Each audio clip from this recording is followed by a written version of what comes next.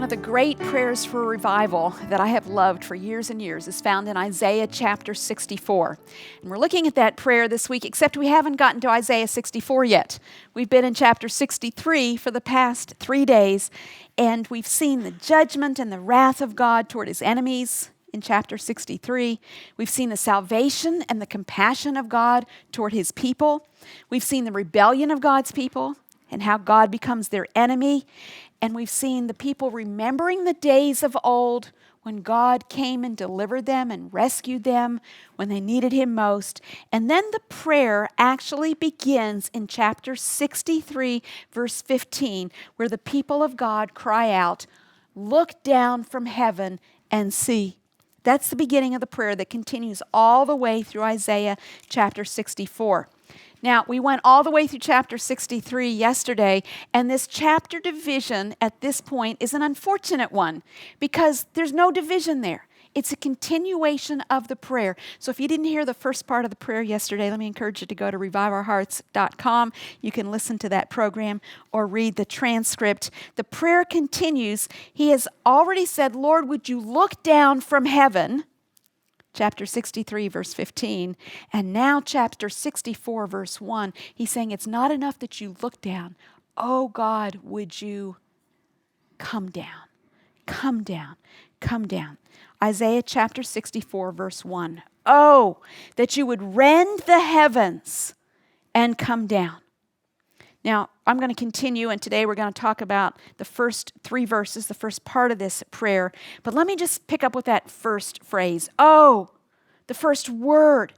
This is no mindless, dispassionate, distracted, half-hearted prayer with half the people falling asleep.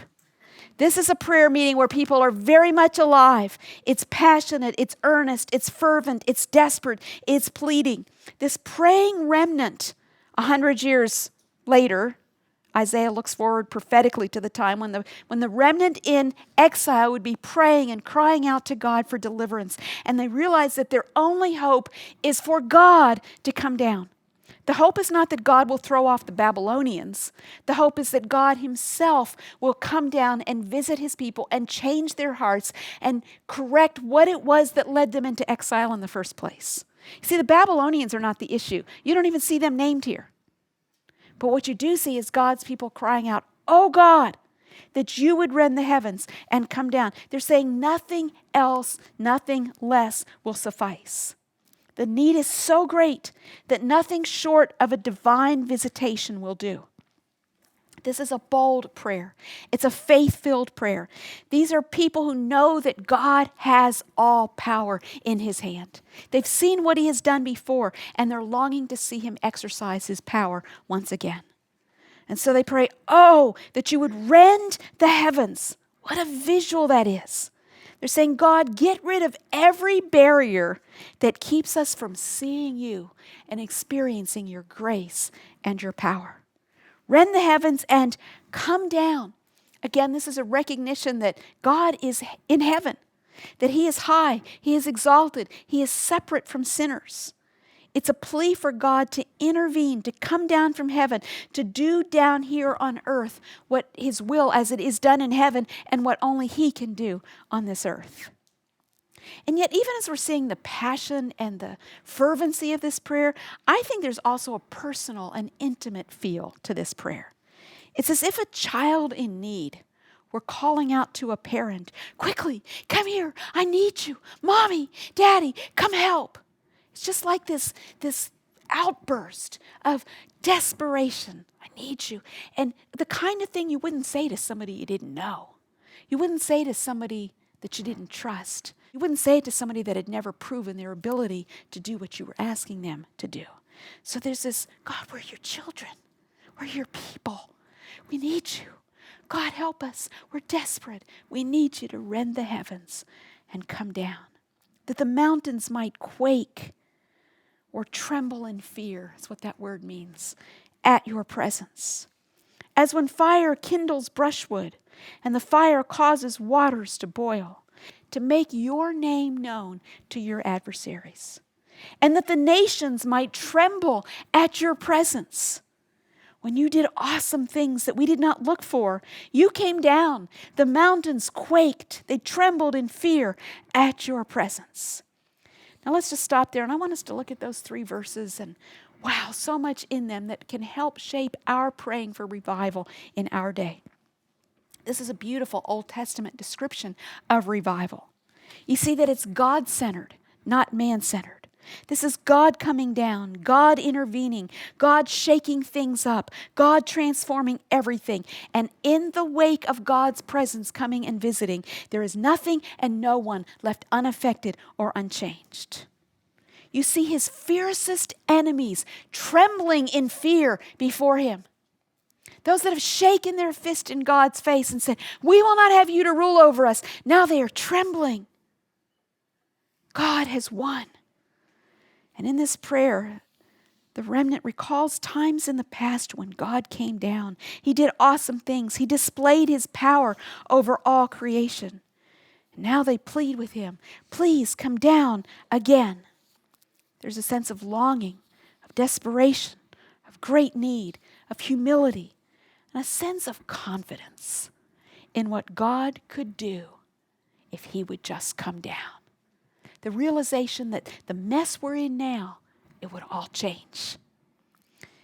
And as you read this paragraph, you realize that the goal, the motivation, the purpose for pleading with God to come down is not so we can be happy or have all our problems solved. In fact, as you see in this passage, a divine visitation may cause some problems. As when fire sets twigs ablaze, it causes waters to boil, mountains quake, nations tremble. The purpose of a divine visitation isn't so all our problems will go away. The purpose is to make your name known. So people will know you are God. Listen, if that's not why you're living for the wrong reason. And if you're a child of God, deep in your heart, that's what you want more than anything else, is for God's name to be known among those who don't know him.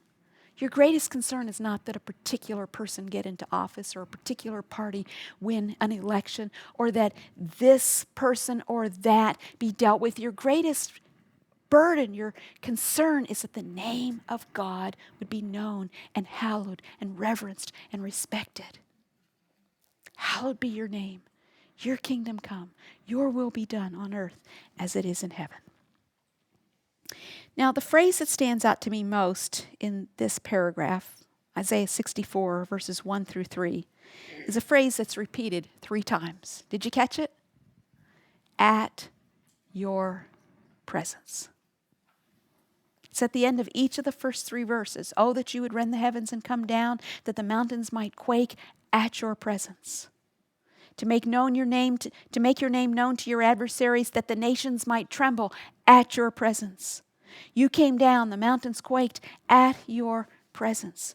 And you saw the same concept a chapter earlier in chapter 63 when it says the angel of his presence saved them. When it's speaking of the exodus out of Egypt.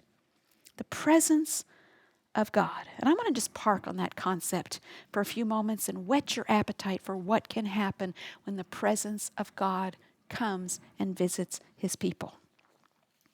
Now, going back to the era of the Puritans, they talked about 3 different aspects of the presence of God. And simply stated, they talked first about the omnipresence of God, the fact that God is everywhere all the time. God is everywhere. He's in this room. He's throughout the earth. The omnipresence of God. Most people are unaware of that, but he's still there. If I go north or south to the east or west to the deepest part of the sea, anywhere I go, there you are. You can't escape the presence of God. And then they talked about the cultivated presence of God.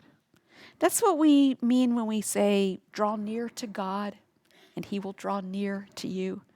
As we use the disciplines of grace, the means of grace, prayer, Bible reading, fellowship, the Lord's Supper, church discipline, as we draw near to God, we have a greater cultivated sense of God's presence. So if you've been having a quiet time, seeking the Lord, reading his word, praying for 25 years, you're going to have a greater sense of God's presence than probably some person out there who's never cultivated God's presence. Yes, God is omnipresent, God is everywhere, but you've got a cultivated sense of God's presence that maybe they don't have.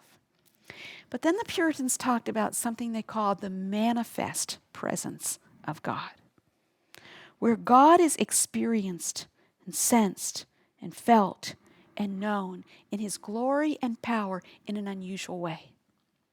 Now, the manifest presence of God is all over heaven. When you read Old and New Testament descriptions of what's going on in the presence of God, at the throne of God, it's all about the manifest presence of God. But here on this earth, we don't see a lot of that. We don't experience a lot of it. But there are those moments in the life of an individual or a church or a family, sometimes even a nation, when God, let me say, it's as if he were drawing back the curtain and giving us a glimpse of something that we can't see in its fullness until we see him face to face, or the vision would kill us. But it's a glimpse of his glory, the manifest presence of God. Have you ever been in a church service and there was conviction and the sense of God's presence and people just knew God was there? I watched in one service that's coming to mind even right now as God was moving and he was convicting people of their need to clear their consciences and to get right with him. And I remember seeing somebody actually, it sounds crazy, but they wanted so to get to the place where they could deal with their sin that they actually stepped over pews so they wouldn't have to bother people, and jumping over the pews to get to the prayer room so they could go and say, yes, Lord, respond to God. There was this urgency that's not the kind of thing that happens every Sunday, right? It'd be great, but it's not. This is the unusual, the extraordinary sense of the presence of God. Richard Owen Roberts is a man who I've known for many, many years. He's an older man. He's one of the foremost historians, students, and writers on the subject of revival in our lifetime. And I love his works on revival. He's spoken here to our staff many times. Anything you can find by him, read it, listen to it. But he says there's a very precious sense in which revival is literally God in the midst of his people. His manifest presence produces all that is desirable in revival. The absence of his manifest presence accounts for all that is undesirable during the seasons of moral and spiritual decline that precede revivals. He said, revival is a time when heaven comes closer to earth than at any other time in the lives of men and women. Oh, that you would rend the heavens and come down. And we see in this passage the power of God's manifest presence. We have these metaphors of it being like an earthquake that causes the mountains to shake, to quiver, to tremble in fear. We have the picture of fire that kindles brushwood. It causes water to boil. It's forceful, it's powerful, it's dangerous. It's not tame. There's nothing tame about God when you see him moving in times of revival. Nothing stays the same when the presence of God comes down. Mountains, you think of mountains as being strong, permanent, immovable. But in times of revival, those mountains tremble. They're done away with. They could be mountains of sin, mountains of unbelief, mountains of deeply entrenched wrong ways of thinking, mountains of materialism and greed, mountains of injustice, things that you think this will never move, this will never change. But in the presence of God, those mountains come crumbling down. The nations tremble before the presence of God. How often do you see that happening today? Not very. You see nations shaking their fist at God, saying, we'll have nothing to do with you. You see nations, including our own now, institutionalizing and legitimizing and legislating evil. But imagine seeing our nation and other nations of the earth trembling at the presence of the Lord, afraid to do anything that would dishonor him. This happens. It can happen when God manifests his presence. His name is known to his adversaries. Those who have resisted him become his worshipers.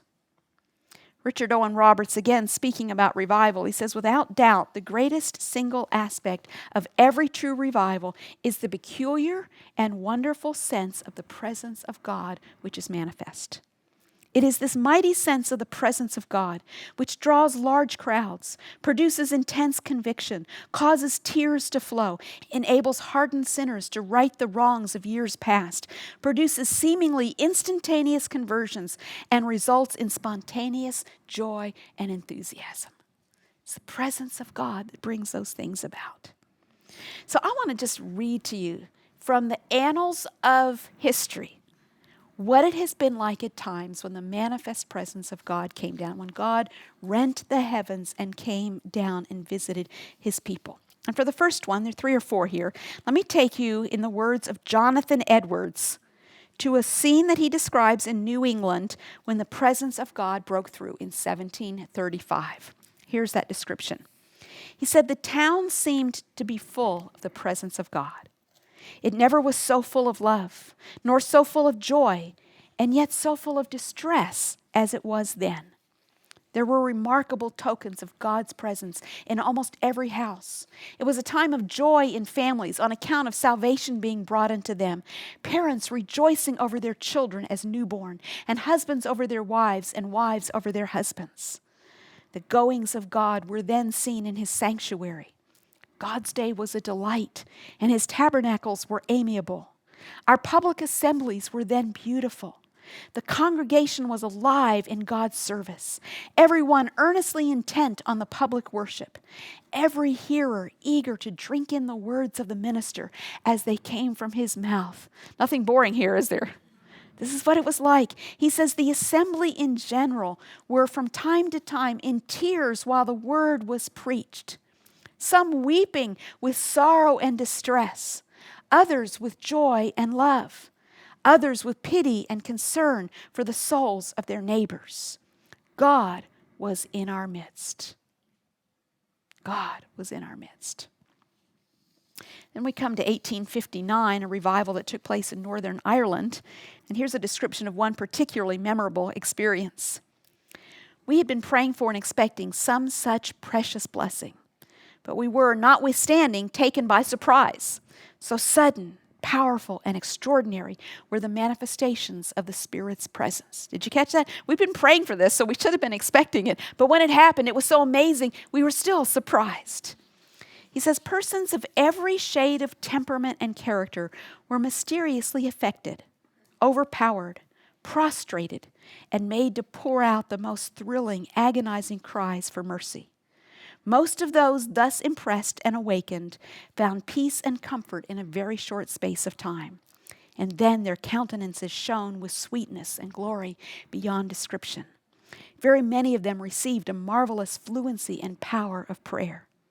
A hatred of sin, a love for the Savior, a zeal for his cause, an affection for one another, and an anxiety about perishing sinners took absolute possession of their hearts and literally ruled and governed their actions. For about 6 weeks, almost all agricultural operations, this is an agricultural economy, and indeed every kind of secular employment was suspended. 6 weeks. No man being able to think of or attend to anything but the interests of his soul. Night and day, the sound of praise and prayer never ceased to float upon the air. An overwhelming sense of awe and terror held in check the boldest sinners, while thousands who till now had lived as if eternity was a fiction seemed now for the first time to realize its truth and presence and to feel as if the end of all things was at hand. See this sense of urgency, this sense of eternity that comes upon the heart of the most hardened sinners and the most committed believers. There's a sense of joy, of conviction. It's an intensity that comes with the presence of God. Well, let me read you one more. This one took place in 1949, within the lifetime of a number in this room, on the Isle of Lewis, the largest island just off the Outer Hebrides. Duncan Campbell was the man that God used to preach in that revival. And it was said that after he preached on this particular occasion, a solemn hush came over the church. The service closed in a tense silence, and the building emptied. Now, before I read this, let me just think, what's it like at the end of most of our services? I mean, all of a sudden, is anybody thinking about the sermon? Is anybody thinking about the service? Maybe in your church they do. Maybe in some churches. But how often do we just, all of a sudden, it's on to who's playing what game that afternoon, who's going to whose house, what we're having for lunch, what we're doing next week. I mean, enjoying each other's company, but this was so different. So the service closed, the building emptied, and the entire congregation was lingering outside, reluctant to disperse. Others had joined them, drawn from their homes, people hadn't been in church, by an irresistible power they had not experienced before. And where did they go? They came to the church. There were looks of deep distress on many faces. The awful presence of God brought a wave of conviction of sin that caused even mature Christians to feel their sinfulness, bringing groans of distress and prayers of repentance from the unconverted. Strong men were bowed under the weight of sin, and cries for mercy were mingled with shouts of joy from others who passed into life. Now, I would say that's worth going to church for. That's what happens when the presence of God comes down. Do you believe this kind of thing could happen today? What would it be like?